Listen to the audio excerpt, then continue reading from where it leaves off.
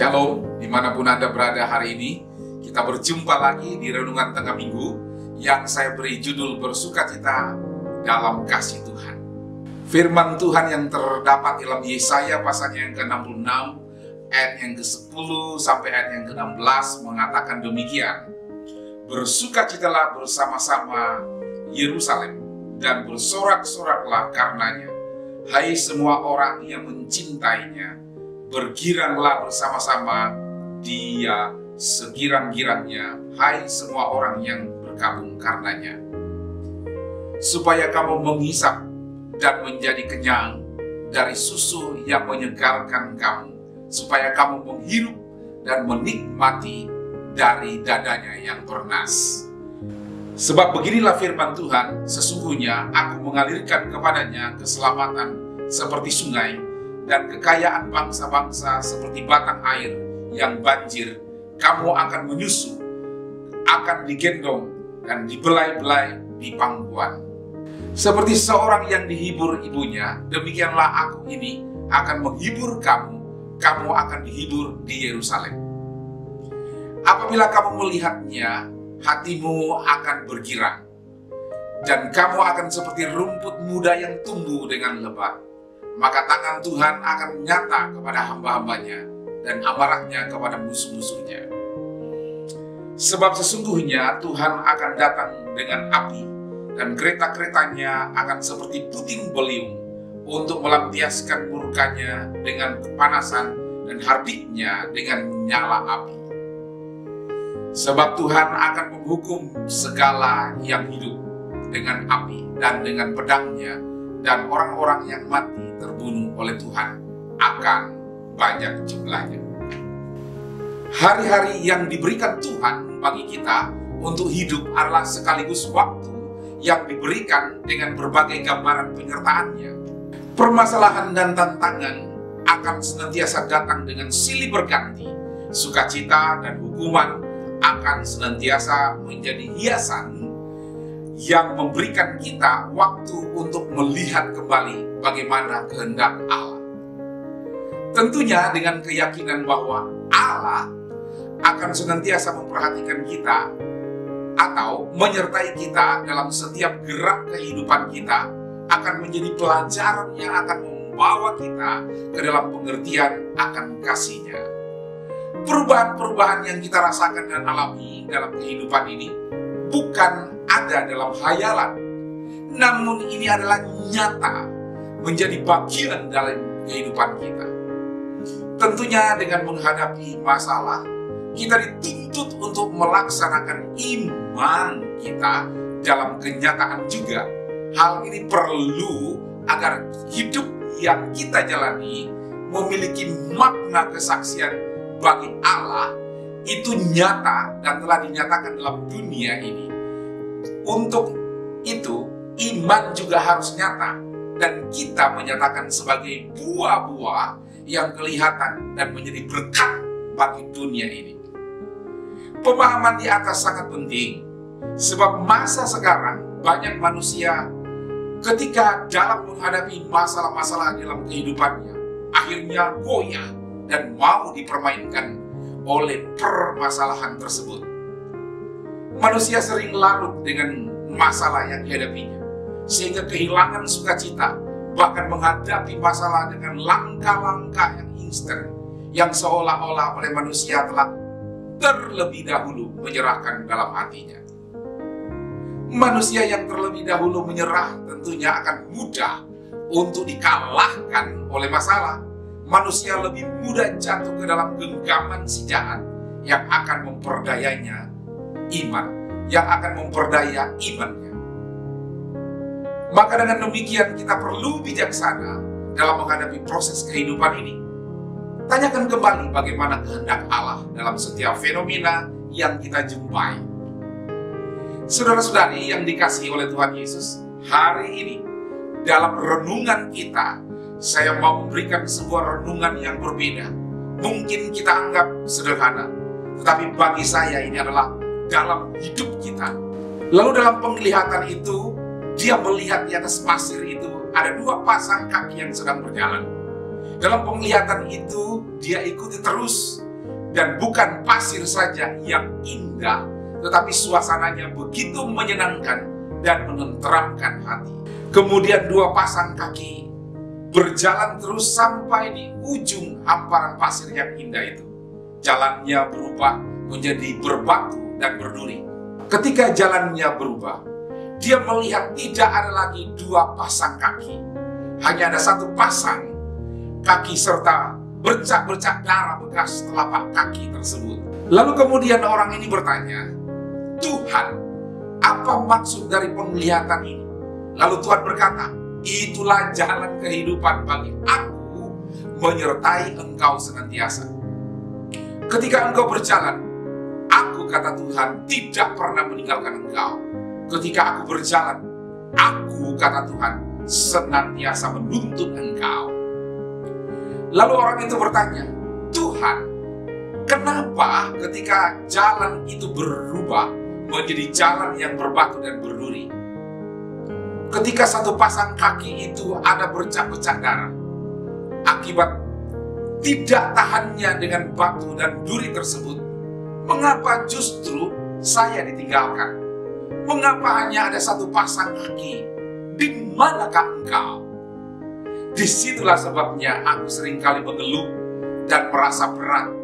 Aku merasa tidak kuat karena ternyata di saat seperti itu engkau meninggalkan aku dan harus berjalan seorang diri. Tetapi suara yang lembut dari Tuhan berkata dan mengingatkannya, "Tidak, anakku, sepasang kaki yang kau lihat itu bukan sepasang kakimu, tetapi justru ketika jalan itu berbatu dan berduri dan kaki itu berdarah, justru itu adalah kakiku," kata Tuhan. Lalu kemudian orang itu berkata, "Kalau itu adalah kakimu, ya Tuhan, di mana aku sedang berjalan?" Tuhan mengingatkan, "Anakku, sepasang kakimu tidak terlihat di situ, karena engkau ada dalam gendonganku," kata Tuhan. Ketika engkau berjalan, aku menyertai engkau. Tetapi ketika engkau tidak kuat berjalan, aku menggendongmu dan memberikan jaminan kepadamu bahwa engkau tidak pernah jatuh.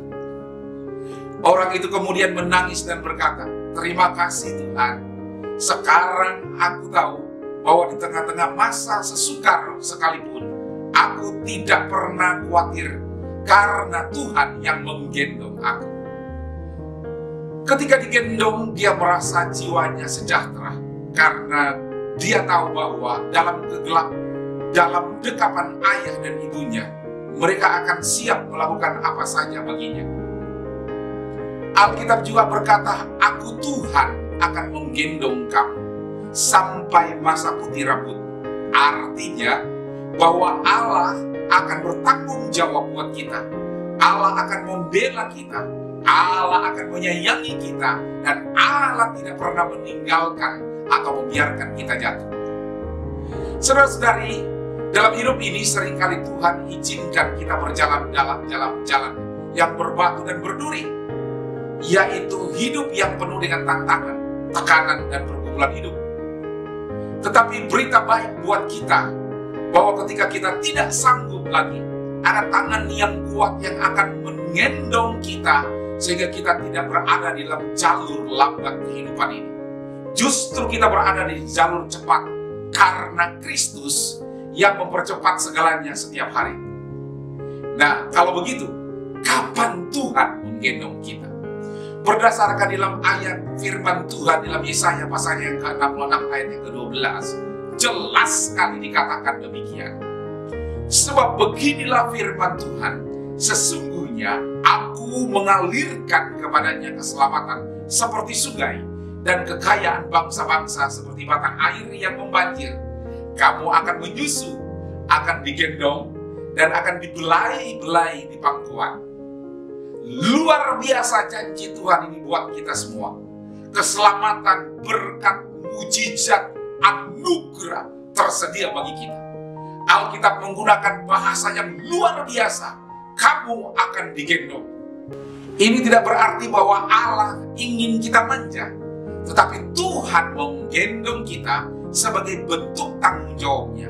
Tuhan tidak menggendong kita setiap kali kita diperhadapkan dengan persoalan. Saya pelajari bahwa meskipun Tuhan adalah Allah yang menggendong kita, tetapi Tuhan juga adalah Allah yang melatih kita untuk berperang. Kapan Tuhan menggendong kita? Yang pertama, ketika kita tidak kuat berjalan dan tidak kuat berserah. Ketika kita sudah tidak kuat lagi berjalan dan Tuhan mengerti memang kita sudah tidak kuat lagi, saat itulah Tuhan menggendong kita. Alkitab sudah berkata bahwa pencobaan yang kamu alami adalah pencobaan yang biasa, tidak akan pernah melebihi kekuatan. Artinya kalau kita memang sudah tidak kuat lagi berjalan, lalu kita sadar kita tidak kuat lagi berjalan, kita mulai berserah kepada Tuhan, maka disitulah kita digendong oleh Tuhan. Seringkali kita merasa tidak kuat lagi menghadapi setiap masalah yang ada. Ayo berserah kepada Tuhan, karena dalam penyerahan kepada Dia, kuasa Tuhan akan turun dalam kehidupan kita. Yang kedua, kapan Tuhan menggendong kita? Ketika Tuhan tahu jalan kita berbahaya. Kadang-kadang kita tidak tahu hal-hal yang ada di depan kita. Kadang-kadang kita berpikir bahwa ini hanyalah bisnis biasa. Kadang-kadang kita berpikir ini hanyalah kerikil-kerikil kecil yang akan mengganggu hidup kita. Kadang-kadang kita tidak tahu di depan kita ada bahaya yang membahayakan kita. Kita tenang-tenang, tetapi di saat itu Tuhan langsung menggendong kita dan kita alami betul penjagaan dan penyertaan Tuhan yang luar biasa itu. Kemudian kita baru menyadari bahwa ternyata ada bahaya yang besar. Tuhan meluputkan kita dari bahaya supaya kita tetap hidup dalam damai sejahtera Allah. Yang ketiga, kapan Tuhan menggendong kita? Ketika iman kita mulai goyah. Bukankah senjata kita adalah iman? Kalau iman kita mulai goyah, Tuhan mengerti bahwa kita akan binasa kalau kita tidak digendong oleh Tuhan. Disitulah Tuhan menggendong kita. Ingatkah kita akan Petrus yang kembali menangkap ikan? Di saat seperti itu Yesus tidak membentak, bahkan memarahi dia. Tetapi Yesus justru berkata, adakah barang laut di antaramu? Dan ketika Yesus berkata, tebarkan jalamu di sebelah kanan perahu. Disitulah Petrus mendapatkan begitu banyak ikan. Setelah itu Yesus bahkan menyediakan makan pagi sebagai sarapan buat Petrus. Keadaan yang dahsyat dan luar biasa itu, saya beri nama Yesus menggendong Petrus. Karena Yesus tahu imannya mulai goyah. Karena itu Dia Tuhan kuatkan dengan memberi damai sejahtera dan berkat. Yang keempat, kapan Tuhan mulai menggendong kita? Ketika Tuhan sedang menghukum orang berdosa. Ketika hukuman dosa sedang ditimpakan kepada kita, lihat apa yang terjadi dengan Sodom dan Gomora. Lot dan keluarganya digendong oleh Tuhan sehingga selamat dari hukuman tersebut. Begitupun juga dengan kita. Ketika Tuhan sedang menghukum dunia atau menghukum orang berdosa, kita tidak usah lagi khawatir karena perlindungan Tuhan sempurna adanya dalam kehidupan kita. Saudara-saudari, ada saatnya kita harus berperang, ada saatnya kita harus berjuang dan bertanding. Tetapi pada saatnya tangan Tuhan akan menggendong kita dan dipercepat setiap hari menerima keselamatan, berkat, mujizat, dan anugerahnya dalam kehidupan kita. Lebih jauh di dalam ayat yang ke-12, ayat yang ke-15, dan ayat yang ke-16, Tuhan mengalirkan keselamatan seperti sungai dan kekayaan bangsa-bangsa seperti batang air yang membanjir. Tuhan akan datang dengan nyala api untuk melampiaskan murkanya dan menghardiknya beserta dengan hukuman Tuhan bagi segala yang hidup di semesta alam dengan api pula.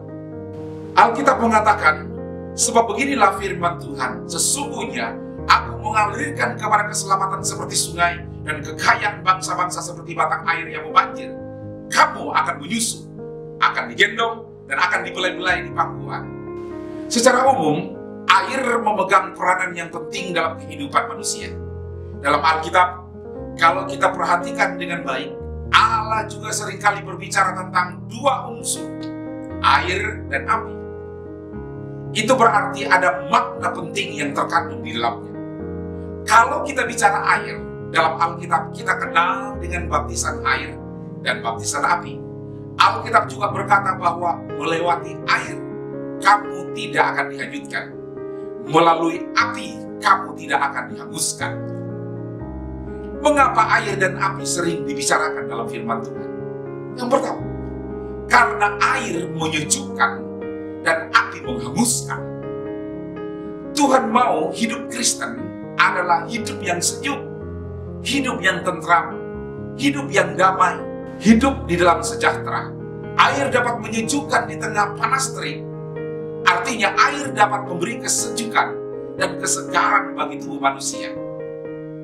Sementara api berguna untuk menghangatkan. Tuhan tidak mau hidup adalah hidup yang dingin. Tuhan juga tidak mau hidup kita yang hanya memiliki iman yang lemah. Tuhan mau kita memiliki iman yang hangat, segar, dan bernyala-nyala. Itulah sebabnya Tuhan mau kita melekat kepadanya. Air akan datang untuk menyegarkan dan api akan datang untuk menghangatkan, sehingga kita tidak bisa diam saja, tetapi mau berbuat sesuatu buat Tuhan. Ada sesuatu di dalam kehidupan kita yang bernyala-nyala, ingin berbuat sesuatu karena kita sudah terlalu banyak menerima berkat yang dari Allah. Mengapa air dan api sering dibicarakan dalam firman Tuhan? Yang kedua, air membersihkan dan api memurnikan. Ketika tangan kita kotor atau wajah kita kotor, maka kita pasti akan mencari air untuk membersihkan tangan dan muka kita yang kotor. Ketika rumah kita kotor, kita juga membutuhkan air untuk membersihkannya, bukan? Hidup Kristen, hati dan pikiran, kita perlu dibersihkan dengan air yang melambangkan firman Tuhan. Untuk membersihkan pikiran, hati nurani, dan jiwa kita, sehingga kita dapat bersih di hadapan Tuhan oleh firman-Nya. Api bicara tentang pemurnian. Logam tidak bisa dibersihkan hanya dengan air. Logam perlu dibersihkan dan diberikan dengan api, dengan cara dibakar. Tuhan mau iman kita bukan hanya sekedar percaya, mengasihi Tuhan, tetapi iman yang murni, yang di tengah goncangan dan badai apapun, tetap mendahulukan Tuhan lebih dari segalanya. Mengapa air dan api sering dibicarakan dalam firman Tuhan? Karena yang ketiga, air melepas dahaga dan api menghanguskan. Ketika orang begitu haus akibat penatnya perjalanan, akibat beratnya tekanan, akibat beratnya kegiatan-kegiatan yang sudah dilakukan, maka air dapat melepaskan dahaga. Tuhan tidak menghendaki hidup Kristen yang stres, jenuh, dan tertekan. Tuhan menghendaki hidup Kristen lepas dari dahaga, dipenuhi dengan damai sejahtera dan sukacita yang luar biasa yang dari Allah. Api menghanguskan segala sesuatu yang tidak diperlukan. Sampah perlu dihanguskan oleh api supaya tidak ada kuman-kuman lagi. Ada banyak orang yang dalam hatinya masih ada sampah-sampah dosa, sampah-sampah duniawi yang perlu dihanguskan oleh api supaya kita layak di hadapan Tuhan. Kita harus menerima api yang adalah firman Tuhan, dan api yaitu Roh Kudus yang bekerja di tengah-tengah kita orang percaya. Saudara-saudari, Tuhan tidak mau kita stres, jenuh, dan tertekan. Itulah sebabnya Dia memberikan air untuk menyejukkan dan api untuk menghangatkan. Dia memberikan air untuk membersihkan dan api untuk memurnikan. Yesus adalah sumber percepatan segalanya untuk memberikan air untuk melepaskan dahaga, serta memberikan api untuk menghanguskan sampah-sampah dosa di dalam kehidupan kita. Saya simpulkan, bersukacitalah bersama-sama dengan Tuhan karena anugerah, dan bersorak-soraklah karena untuk itu kita semua mengasihi dan mencintai Dia. Mari kita berdoa. Tuhan, kami bersyukur untuk hari ini, untuk sebuah renungan yang singkat. Hamba-Mu berdoa menyerahkan mereka yang dalam keadaan stres, dalam tekanan yang begitu hebat dalam hidup mereka, dalam pekerjaan, dalam usaha, dalam karir, dalam kehidupan rumah tangga. Aku doakan Allah yang memberkati kehidupan anak-anak-Mu dimanapun mereka berada, kuatkan iman percaya mereka. Kami berdoa menyerahkan juga anak-anak mereka yang studi sekolah, yang kuliah dimanapun mereka berada. Tangan Tuhan yang membawa kemenangan nyata atas kehidupan jemaat dimanapun mereka berada.